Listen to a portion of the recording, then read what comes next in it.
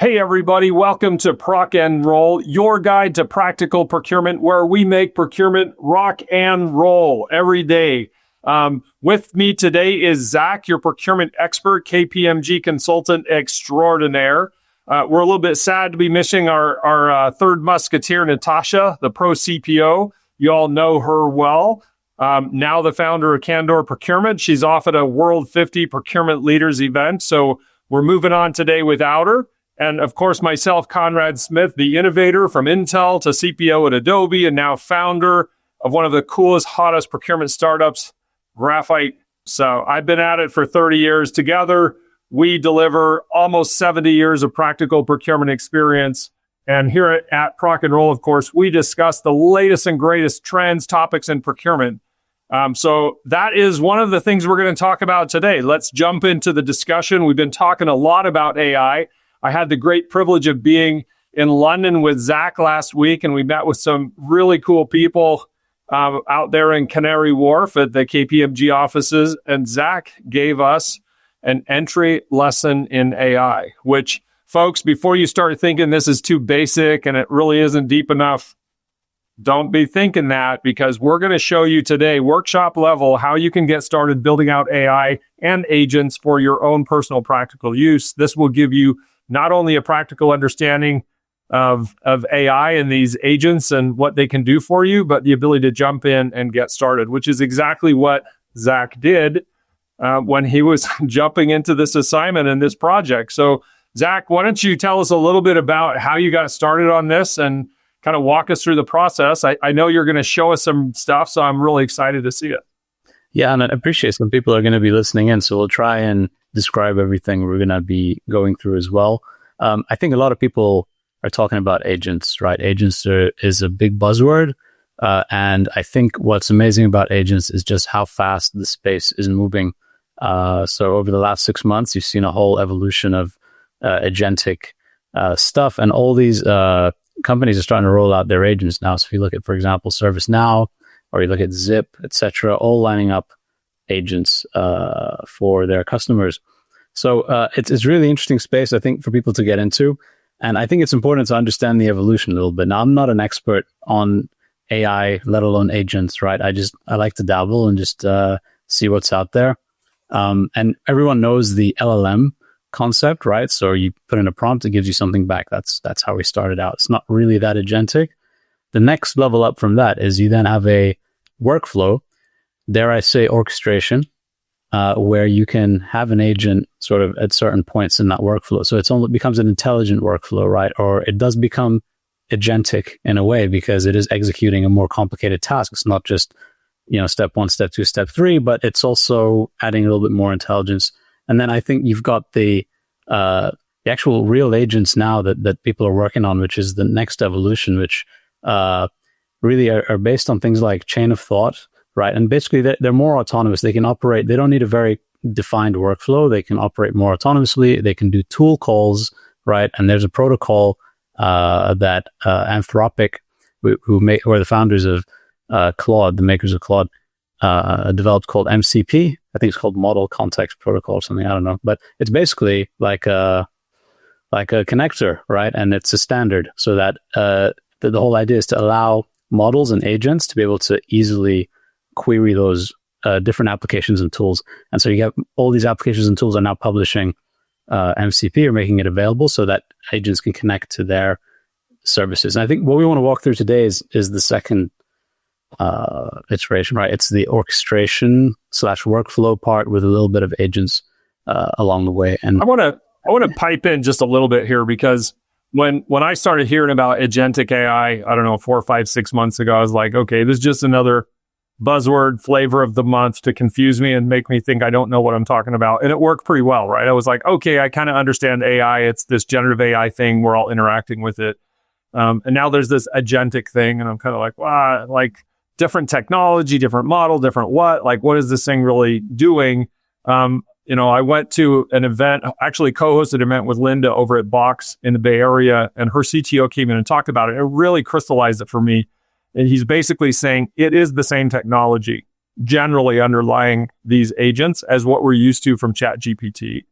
But you actually give them very specialized instructions. So if you just ask ChatGPT, where's a good place for pizza next to me, it's just going to go get a search, right? But if you start giving very granular instructions like, hey, I need a place that serves gluten-free pizza and it's open after 9 and it accepts an American Express credit card, and like you start getting more and more and more descriptive about what you need this thing to do, it starts acting less as just a simple answer service and more about, I'm going to do something very specific. So you can write prompts that are paragraphs long. You can even attach documents and other things in order to guide that agent to go do some complicated thing for you. So for those of you that haven't played around with agents yet, don't get all confused and worried about this. It's really just very clear instructions, data documents, and other things to help that same AI that you're familiar with go do something specific and bring it back to you. So you, like at Graphite, we've built an agent to look, Zach's going to talk a little bit about contracts today, I think, but to go look at a contract document and extract metadata and do stuff with it. Same kind of thing Zach's going to talk about. That's a very specialized kind of purpose use agent. But you could have an agent that does this and an agent that does that. And then you could have a quality control agent that comes behind that one to make sure the first agent did their job right. And like you just start bundling these together and you can kind of end up with like a super agent or a group of agents that are collaborating. So it's actually more simple than it sounds. And what I love about what Zach's done is he's taken it from a very basic level, which is where my guess is most of you listening today are sitting, and figuring out how to get off the back row and get onto the front row and really engage with the technology, which is what everyone needs to do.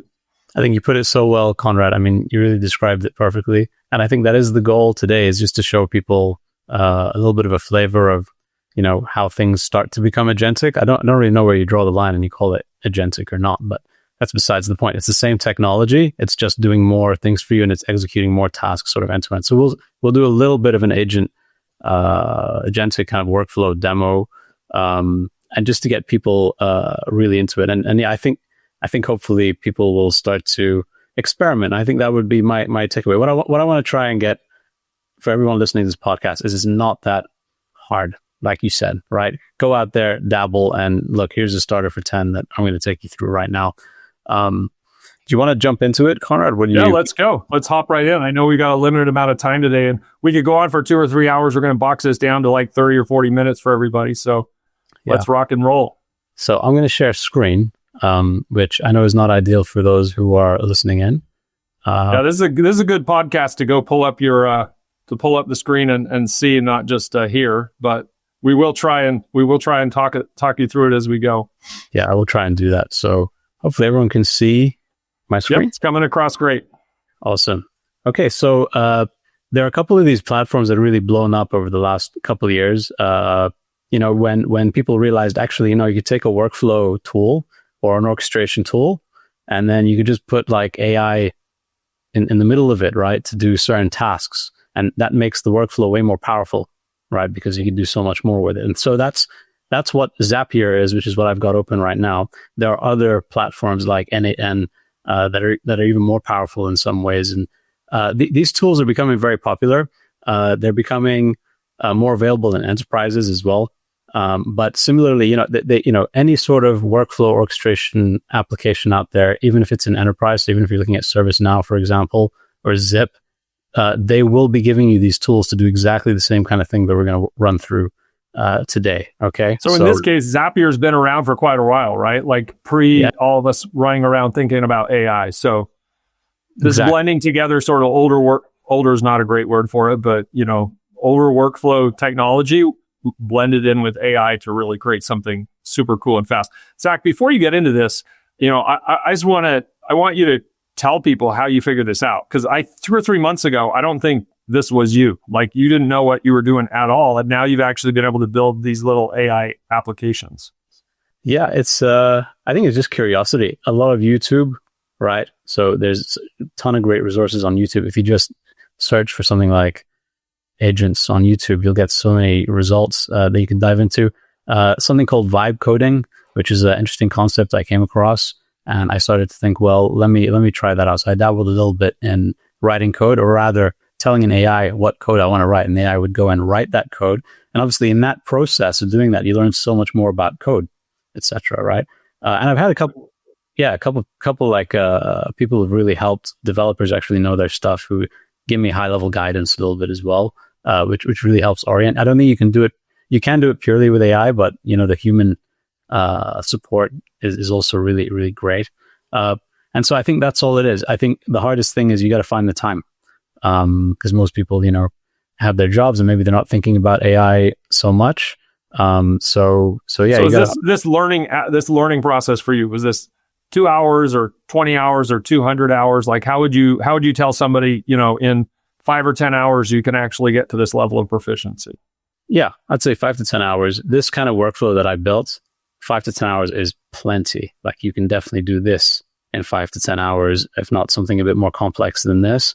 I think for the penny to drop for most people, and to understand the different concepts, that happens very, very quickly, right? But when you want to build your own application, this is a workflow tool that we're going to put AI in, but if I want to build my own application, that's a slightly different ballgame, because you do need to understand, you need to have a little bit more systems thinking.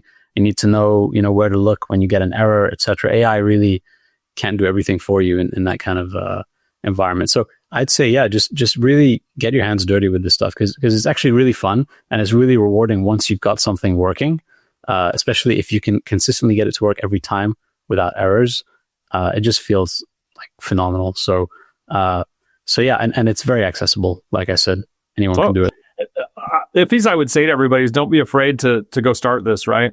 When you're remodeling your house, you kind of have to tear the cupboards out of the kitchen. And that's a really scary moment, because you're like, I don't know what it's going to take to put the cupboards back. There is no risk here. You're just playing around a computer. You're not, particularly this entry level, projects, you're not risking enterprise data. You're not this is a do no harm learning activity that's cool and fun. And you can create something useful to even automate some things you're doing every day. Absolutely. I think it brings an interesting side point as well, Conrad, is if your enterprise has these tools available, go ask about them and start using them. Again, it's low risk because they'll already be on your systems and your architecture, so you can use them. You just need the licenses, and you don't need to use them to actually make decisions for you, but they can take you so far, and then a human can then pick up and then do the approval and the review and stuff. So yeah, I think there's a lot of room to experiment, and you should make the most of that. I know this is a big lead up. Most of these tools have free entry points. I mean, when I started playing around, I'd play $20 here and there, $20 there. For less than $50, you can get a really good set of, just even without the enterprise helping you, tools available to crank on this stuff, over the course of a few weeks or a month. This is not a high cost of entry problem to jump into. No, and it's well worth it. Like I said, it's super fun, and you learn something. And you can also use this in your personal life. You can automate all kinds of things in your own life and get agents to help you with all kinds of stuff day to day. All right, I've delayed you long enough. Let's dive all the way in here. All right, let's dive in. So look, this is called a Zap, I guess. Like I said, I'm not an expert. This is a Zap, and I just used ChatGPT sort of walk me through how to build this. And yeah, it took me about maybe 5 to 10 hours, like you said, Conrad, to put this together and learn how it all works, etc. So I'll just go through how many steps we got here. 10 simple steps. Okay. So the first step here is always going to be your trigger, right? So when you have a workflow, something needs to trigger that workflow to happen. And in Zapier, they make it so easy. And so do these other tools. I'm just connected it to my Google Drive, right? And obviously you can connect it to all kinds of other tools. And if it's a different platform, they'll have more enterprise grade connectivity, etc. But for me, Drive is a great place just for you to go get started and figure out how this all works, right? So step one, you say you want to trigger it, and it asks you, okay, which app do you want to choose? I chose Drive, and it said, what's the event? So what is it that will really trigger this sort of workflow? And they give you a whole bunch of options. I just selected the new file and folder option. So that means every time I drop a file in a certain folder, please go and so Zapier is just watching your Google Drive for something happening. Basically, yeah, it's as easy. When you want to sign into any of Google services, it just brings up the login. That's all it is. Literally, you just connect it that easily. Then when you get into configuring things, I set up a folder in my Drive, called it demo contracts, which are just a bunch of AI generated contracts that I'll drop in there. You don't got to worry about every little input, by the way. So I just create a folder, and then there's always a test step at the end. Now, this workflow is sort of fixed, but if you are still editing this, you'll see like just a little button you can press to test it, and it'll tell you if it worked or if it didn't. So that's step one. That's all it is. I said, so basically I've told it, go to my Google Drive, right? When I drop a new file in this folder called demo contracts, trigger the workflow, right? That's step one. Then what I did is these tools aren't perfect, right? So what I realized was I can use this trigger, but only if I was uploading text, like pure text documents, not even Word. Why? I don't know. Like I think they don't have tools for everything. So if I wanted to drop a PDF contract, which I did, it wasn't so easy. So again, I went on YouTube and I found a quick video of someone who's super helpful and showed me a workaround around how I can upload a PDF and get it to work with PDFs. And all it is at step 2, set up your upload file event, go to your configuration, and I created another folder called demo processed contracts. So I'm going to process this PDF into a Word document that the LLM can actually read, or some kind of text that the LLM can read, because it can't read straight from a PDF. In this case, there are APIs and things for your building systems that you could just read straight from PDFs. OpenAI has that, for example, but not in this case, right? So I said, so all this is going to do, Google is going to take the file that I uploaded, the PDF, and then convert it into text and save it in this folder called demo process contracts. So far, this is just Zapier like workflow automation steps that's built right into their tool. Exactly. Yeah. And if I go to the next step after that, so I can show you actually, if I go to my Drive, you can see is my demo contracts folder, it's my demo contract summaries. I have another folder called demo process contracts. And then if I go to the next step, I had to run a little bit of JavaScript, again, just to get it to be able to turn it into text that's readable by the LLM. And again, this little bit of code, I copy pasted from the YouTube video, but the AI can easily spit this out. This is 4 lines of code. Don't be afraid of code, or, it's actually not that intimidating once you've copy pasted a few times and looked at code a little bit. I don't know how to code. I literally don't know how to code, but I can get code to work for me, right? And so I added a little bit of this code to run this JavaScript that will now allow this PDF contract and all its contexts to now be scanned. And this is where the AI comes in, right? I said, okay, great. I've managed to ingest the PDF, turn it into text that's readable by this workflow. So what do I want to do? And I wanted to build some kind of contract analytics tool. So I said, you've got this little prompt builder that Zapier offers, right? It's very simple. And I just said, I want to build a custom prompt here. And you choose your model that you want to use. Now, Zapier does have some free models. I opted to pay for some of Zapier's features because I think it just made my life easier in terms of playing around with this thing. But I've also connected it to GPT-4o, and when you do that, you can also put your API key in. It just prompts you to put a little API key in. Very easy to get an API key from OpenAI. If you have an OpenAI account, you can do it.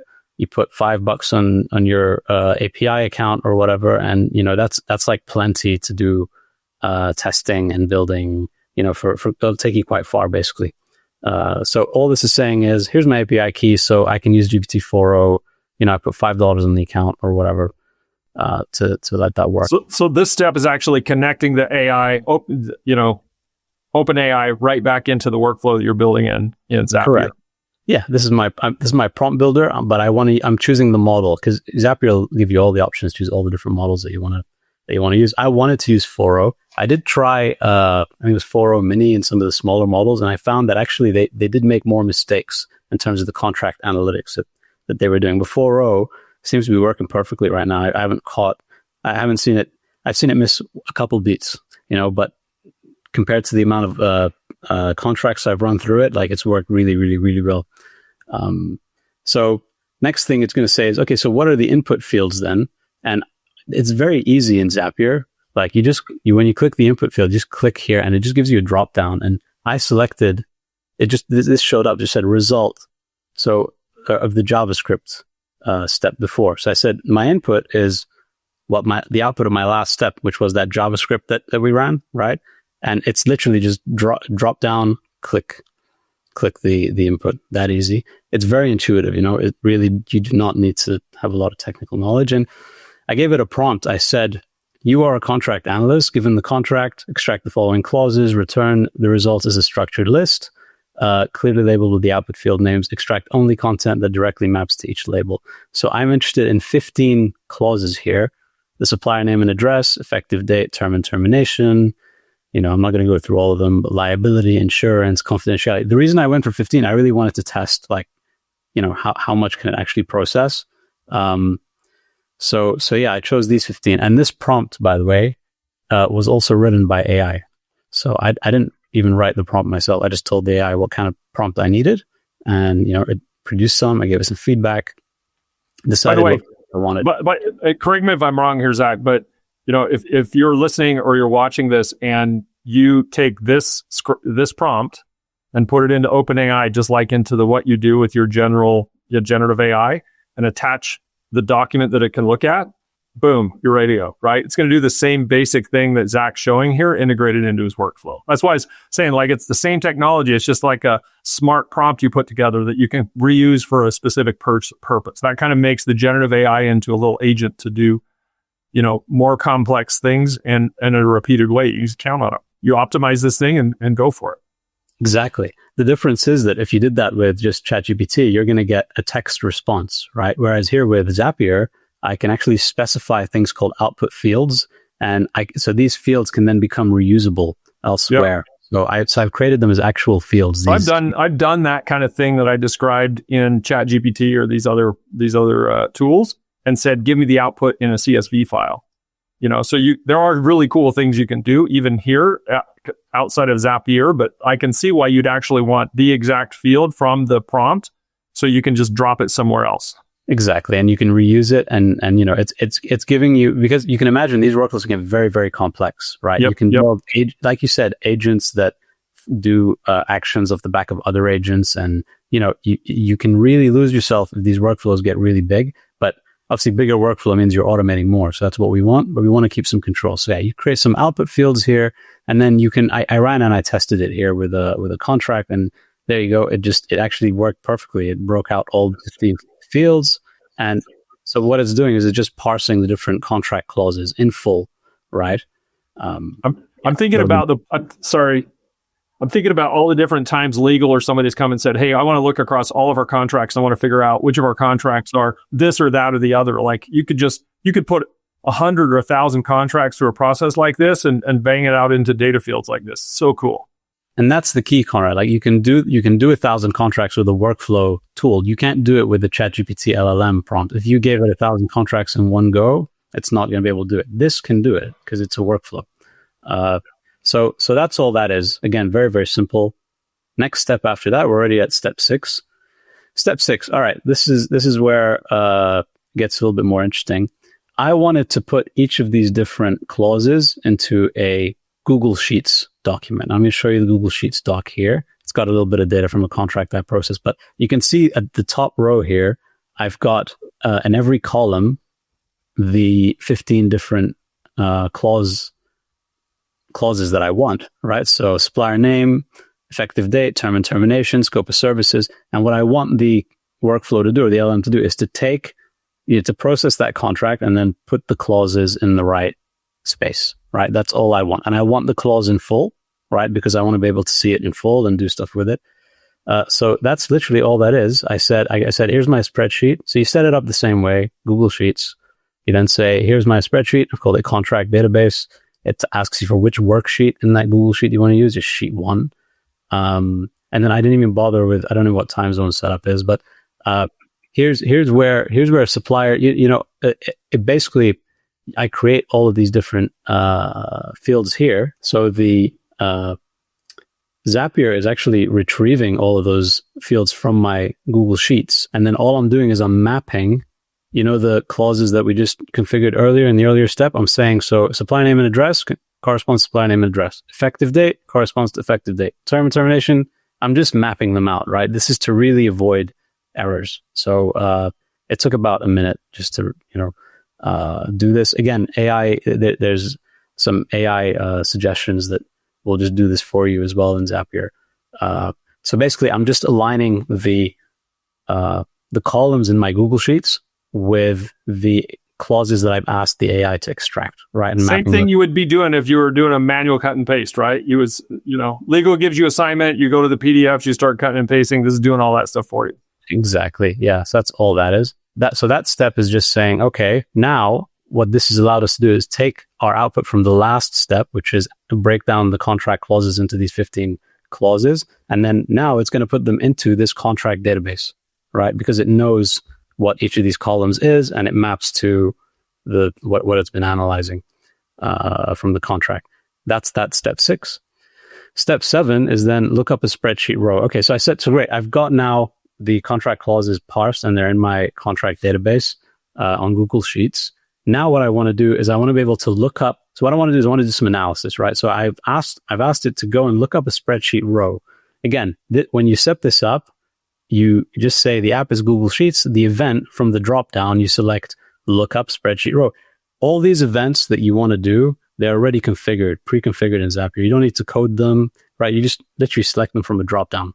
And so I can say, for example, look up column, supplier name, look up value. I'm giving it an example here, and then you can test it. So this is just literally, it's a step to say, go look at my contract database, look at the relevant row in my contract database. And it's honestly like 3 inputs or 4 inputs. All right, great. Now that it's gone and looked into my contract database and looked at the row, I've then had to build another prompt, right? And what I've said is like, take all of these fields here. So let's ask you again, what are the inputs? So again, I've said the custom prompt here is the type of prompt that I want to create. I said I want to use GPT-4o as my model again. And then I said, these are the fields that I want you to retrieve. Again, it's the same 15 fields that we've just set up in both the contract database and in the previous clause extraction step. And then I've created a new prompt. This one is a pretty detailed prompt. And again, it was generated by AI. And I'm just going to go through it a little bit quickly. I said, you're going to get 15 clauses from my contracts database in Google Sheets. All right. You're a contracts analyst. Follow every single step. Don't skip. Don't reorder anything. I said, read it. And then for each clause, tell me whether it's compliant, non-compliant, or it's non-compliant because there's insufficient information. Okay. And base your answer strictly on the contract wording. Don't guess. Don't assume anything. And I've said, let me know what the policy is that I'm trying to analyze against, what the contract says, and then your justification for why you have deemed this compliant or non-compliant, etc. And did then ChatGPT write this prompt for you as well? Literally every word, yeah. And then I went down to here. I've said corporate contract policy. I did give ChatGPT some guidance in terms of what kind of policies I wanted here, right? But I told it, for example, supplier name and address. The contract must always show the full legal name and the full registered address. So if the contract doesn't show that, it's going to say it's a non-compliant clause, right? Same with things like the effective date. I said it must be a calendar date and it can't be vague. Term and termination. This is where I start to give it a bit more rules. I said, for example, termination for convenience is minimum 90 days written notice. So if a contract I upload has less than that, it's going to say this is non-compliant clause, for example, right? I'm going to go through a couple more here. Fees, invoicing, and payment. I said, is net 90 days or longer. I said liability indemnity. You cap it at 100%. We can't go above 100%. Insurance. I've put some thresholds: 2 million for general liability, 1 million for professional indemnity. I even did confidentiality. I said the obligations for confidentiality must last at least 2 years after the termination, and trade secrets are protected indefinitely. Intellectual property. The work product owned or assigned to the buyer, supplier background IP is licensed in perpetuity, right? So what I'm doing here, even data protection and privacy, I said it has to reference, you comply with UK GDPR and DPA.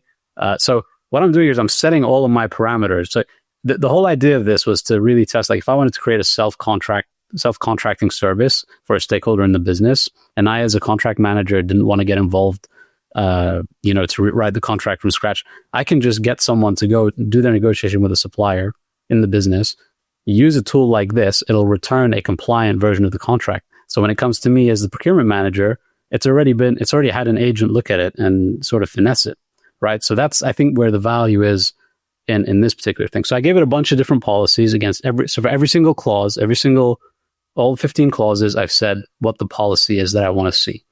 So those of you that are watching can see this, but if you're listening, Zach is scrolling through what feels like, I don't know, a half a page of text, if you kind of saw it in an email or something, instructing AI what you want to do here, what the boundary conditions are. So this is where I was talking about before. It's just a more comprehensive set of instructions that's bringing data, documents, whatever into it. This is, I mean, the first thing you showed, Zach, I'm sure people were like, that's really easy. You're just cut and pasting stuff out. Now Zach's built a little prompt for AI that is establishing boundary conditions around what's okay and what's not okay for any of these given contract clauses, so he can thumbs up or thumbs down them. So cool. Exactly. So I've also realized as well that the way I wanted to see the output, I wanted a document, right? And I want a nice formatted document, and I also wanted a red, amber, green, or a rag sort of coloring. So again, I asked ChatGPT, like, how do I achieve this? And it told me, well, the simplest way is to just ask for the output in markdown format, right? Which you then convert into something called HTML. Yeah. So I said clause, it literally just wrote out for me, here's the format. So format each clause like this. And it's basically written out the format. It says, here's your red, amber, green icons, paste the relevant sentence from the policy, quote or summarize relevant contract text, etc. And then give me a summary at the end, right? Again, this entire prompt was created with ChatGPT. I used a little bit of O3 and a little bit of 4.0, depending on what I was trying to do. And it took maybe a couple tries to get the perfect prompt here. And it was working really well, right? And then again, similarly, you can test this step and run this. We're on step 8 already. And it ran. So yeah, you can see here the output and in the little preview, it says clause 1, supplier name and address. Against the test that I ran, it said contract must show full legal name. It's saying yes. It's approved because it shows the legal name and the address, right? We'll show you a little bit in real time how this works in a second. But next step after that, all I had to do an extra step here because remember, it gave us the output in Markdown. Again, this is something ChatGPT recommended, and it told me the next step after that is you need to convert that into HTML. And that's what will then allow you to create like a document that's formatted properly. So literally all that is, it's a little step here from a drop-down, convert Markdown to HTML. You just pick it from a drop-down and you say, what's my input? Well, it's the output of the last step, which is the Markdown that the AI generated. And the last step, I said, well, actually, just before the last step, I said, now can you create a document? And what I did was I created a new folder in my Google Drive, and I called it the demo contract summaries. And all I've said was take this document content from the last step, which is now a HTML document, and save it down in my demo contract summaries folder. Literally, that's all that is. Here, I've selected the folder. These steps were super easy. Like 30 seconds of work. And then the last step, I did want it to send me an email as well. So I did configure that as well, right? So the last step, you can also get it to send you things like WhatsApp notifications, emails. You can configure really whatever you want in those instances. And that's it. That's the entire workflow. But you can imagine I can go on and on. So after this, I might be able to introduce a commercial agent. So instead of looking at sort of terms from a wording and legal perspective, I can start to say, well, start to review some of the terms that, are commercially unfavorable to us or that don't protect us, right? I imagine you could say this is the hourly rate for such and such consultant. Like, where is this out of line with typical average standard deviation? I mean, if you can describe it, and this is what I really want people to understand. If you can describe this to a person to go do this for you, then you just need to be really clear and describe it to AI what you want it to do for you, and it can go do it. These agents can act. Earlier in my career, I hired a bunch of people offshore, and frankly, I gave them instructions on what I wanted them to do. Like, these are your work instructions, a PR, a PO, a contract, like you go through these steps. This is the same kind of thing. Instead of being offshore, it's automated through AI and workflow. Exactly that. Yeah. Like that's the power of these agents and these workflows. And I think really the limit here is your creativity. Right, it really is, and how much effort you're willing to sink into this to learn about it. But these tools are also evolving; they're getting better and smarter and faster. So yeah, it's a great time to be alive. So let's just see how this works now, right? Because I've already published this little workflow, and hopefully you can remember all the 10 steps. So I'm just going to go here in my demo contracts folder, right? I'm going to take a contract here. Let's use, these are all contracts generated I've just got a blank window here on this side, Zach. Yeah, I'm on my desktop, just dragging. Okay, no big deal. Here you go, demo contract. I'm going to drag it. I see it now. Here we go. Yeah. So there, I've literally just uploaded a contract into my demo contracts folder in Google, right, for Helix Facility Solutions. This is an AI-generated PDF contract. Here you go. It's got effective date. It's got all the full clauses, definitions, term, liability, payment terms. It's got stuff we're not even screening for, like audit rights and force majeure. Yeah. Yep.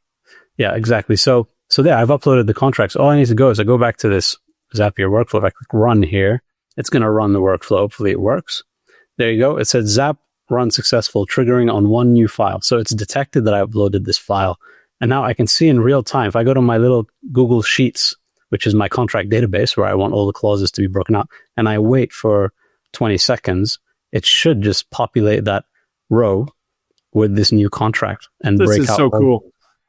This is so cool. I mean, I do think it's worth saying that this exercise that you're going through here, Zach, I mean, this is a real wow, there it is.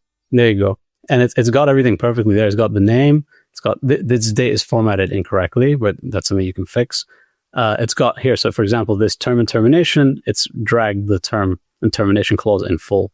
Same thing with the scope of services. Same thing with the payment term, liability, insurance, confidentiality. It's just picking out the relevant clause and putting it into this database. Now, this on its own as a database is really useful because I can filter out all my different obligations. This is why I wanted it to be in a little table like this, right? Because now I can do all kinds of stuff with imagine I have a massive spreadsheet like this with all my contracts and every clause is organized into the clauses that I want to see. That's very powerful, right? Just what you've done here is massive. Like, take all your contracts and be able to look at them like this. This is huge. But we have more, right? Remember, we asked the AI to analyze our contracts. If I go here to my demo contract summaries, there you go. It's already created it. I've got a Helix Facility Solution document here, Google Docs. I open it up, and there you go. There's my document.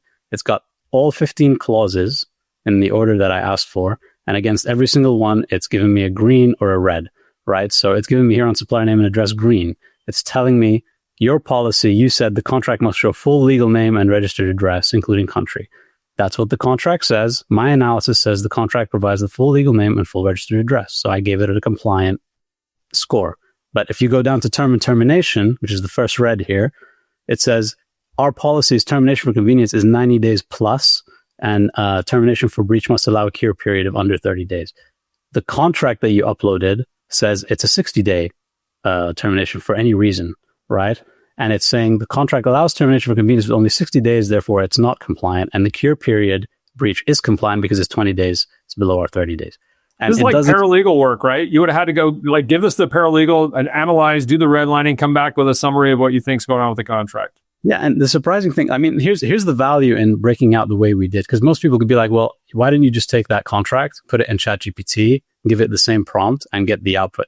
The reason is, by breaking it out into all these different individual clauses, like I have, having the AI look at one clause at a time and categorize every clause each time, the chances of hallucinations and errors drops, right? Because it's less for each step. It's less context that needs to process, right? Going in clause by clause rather than contract by contract, you see? And that means I can literally upload 100 contracts. It's going to parse them into clauses before it goes and grades them. So people, imagine a contract database and this isn't spending $500,000 here. Imagine a contract database where the document's there, but you have 20 data fields that's broken out here. And by the way, Zach I don't think you're going to show it today, but you could easily write AI that goes across all those different contracts and say, you could do like, show me the most common this, or show me the most common that. Give me a list of the contracts that are exceptions, like in any, or like anything you can imagine would be fairly easy to do, very much like what you did here. Exactly. Yeah. Let's look at some more of these, right? So I'm going to look at the reds because they're more interesting. So fees, invoicing, and payment. I said I want monthly or quarterly invoicing, payment terms net 90 days or longer, and I don't want no late payment interest. And it tells me, well, the contract says fees shall be invoiced monthly, so that's compliant, right? But the payment terms are net 30, not net 90, and it includes a late payment interest clause. So it's failed this clause, right? As a next step to this entire kind of workflow, what I'd hope to do, and I can do, is create another agent, call it a contract remediation agent. I will take this output from this agent, give it to that agent, and say, okay, now rewrite those clauses to be compliant with what I want, right? And then I can serve that back to the stakeholder and say, you know what, here's a solid starter for 10 because the AI has done the work for you, the grunt work for you. So this is what you should go back to your supplier with. And when you're comfortable with everything, then take it to your contract manager right at the end. And a lot of that negotiation has been handled by the stakeholder as opposed to the contract manager having to step in at every step, right? Because you can repeat this. So if the stakeholder gets this compliant contract from the supplier, it sends it back to the supplier redlines it again, and sends it back, just runs it through the same process again. It'd be easy to take this and put it in, like, create an email response to the supplier stating the required changes that need to be made. This is like an automated step in the negotiation if you wanted to take it that direction. You can totally automate the negotiation with this. Zach, yeah. I am super impressed. Like, I saw some early versions of what you're talking about here, but this started with something that's like, oh yeah, there's gonna be people listening to like ho-hum. By the time you get to this with 5 or 10 hours of work, this is massively valuable to, I would say, anyone that's in procurement out there. That legal's been asking about this stuff. Your lead, like you yourself as a leader, or your leader's been like, which of our contracts have this and which of our contracts have that? And it's been put on the back burner because it's hundreds or thousands of hours of work to go into your contract database and do all those things. Like, this is insane. So cool. And Conrad, you got to remember, like, a lot of procurement teams out there are like investing so much money into CLM tools. So they're like, oh, we want to do this. Okay, we got to go invest in a CLM tool. It's going to take us a year. And it's going to cost a whole bunch of money, right? And it's going to come with all these features that, yeah, maybe we want or we don't want, right? The beautiful thing about just building your own workflows and orchestration and using AI is, it's as big or as small as you want it. And it still delivers the capability that you want. So you don't need to go out there necessarily and make a big investment if you've got a smaller use case. Now, I don't think this replaces a CLM, right? Because I think they do a lot more than just this. But my point is, if you had a couple of small use cases, get your team to work on them. And it's really, really easy. So I want to get a sort of practical wrap up here. I don't know, it was about 2011-ish. I was hiring some new people to come on my procurement team, and I got so lucky. I hired this guy named Aaron Euler. He had been a software developer for like 10 or 11 years before I met him. He went to MBA school and came back. He's actually co-founder of Graphite over here now. But when I met him, like from the first day, I was like, hey, we have this problem with this spreadsheet. We need to write some code into the spreadsheet, so we'll do this analysis. We're building our own little queue management tool because Ariba and a lot of these other tools. The fact is that inside of procurement apps and ERPs are a whole bunch of dead spots where you have to do manual work or it just doesn't work the way you want it. And so Aaron started the process, and over the course of a couple of years, because I had a software developer on my team, he would go home at night and we'd bring back automation back into the spreadsheet. Eventually it turned into a database and it turned into a web tool. Super cool. Like that's kind of the origin of him and I working together that turned into this Graphite Connect. I would tell people, like, when you go to into a transformation, a new role as a CPO, find someone to run your IT sourcing who's actually worked in IT as a developer, because now you have this genius at your fingertips that can do all this automation. I still think that's a good idea, by the way. But I think what I would be saying now is find somebody that knows how to do what you just showed me.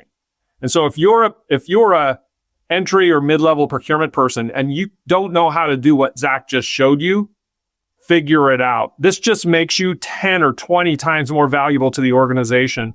In 5 or 10 hours of work, you absolutely amp up your value to the organization. You can now do things in hours or minutes that used to take weeks or months, and that is massive. And if you're a leader in the organization and you don't know how to do what Zach just showed you, you might think, oh, my people will figure it out. I don't think that's the right answer either. This is the time to roll up your sleeves, understand what this technology is, because what happens is you get into your daily life as a practitioner and you hit these oh, I wish I could do this moments where you get that, oh, if I could just do this, chances are you can do it. You just don't realize you can do it, and your people can do it. So you have to start building these agents out, not as I'm going to create a CLM to replace the CLM I have. I'm convinced you could do that, by the way. Like less than 100 hours of work, you could probably do 80% of what you use in a CLM on an ongoing basis. Yeah, I think that's the point, right? Like, you can eventually turn this into some kind of CLM, and it gives you so much flexibility because it's your own tool. You built it for exactly your use cases, etc.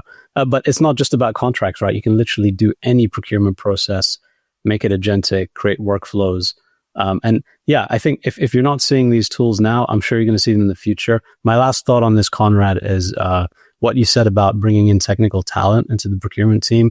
I reckon this is going to be a must. So I think procurement should not always be looking towards IT, especially now, right? To do stuff. I think it shouldn't be beyond procurement to actually go out there and say, hey, I want a developer or someone who's done a little bit of development work in the past to join the team to help me do stuff like this. Because A, you don't need to be that technical. B, the more technical you are, the deeper you can go. And yeah, I think it's very valuable to approach it in that way.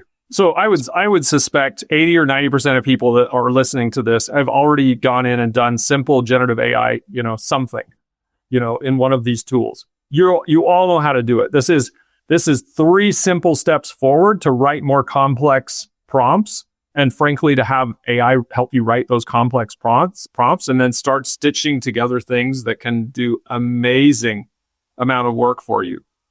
I'm still blown away, Zach. I hadn't seen what you just did before, and I'm putting myself right back into my CPO job, and I'm like, I want my new CLM or my new contract repository to break down every document into these clauses so I can do the analysis. It can guide my negotiations. It can show me trends on how things are changing. It can answer things for legal. And I know I'm all hung up on this CLM thing that you built or this contract thing that you built, but anything that I have going on in my team, I now should have dozens of people available to me, or at least if you're on a smaller team, yourself and a couple of other people that can create automation that before would have required developers with 5 or 10 or, plus years of development experience. Like, you can do this weekend.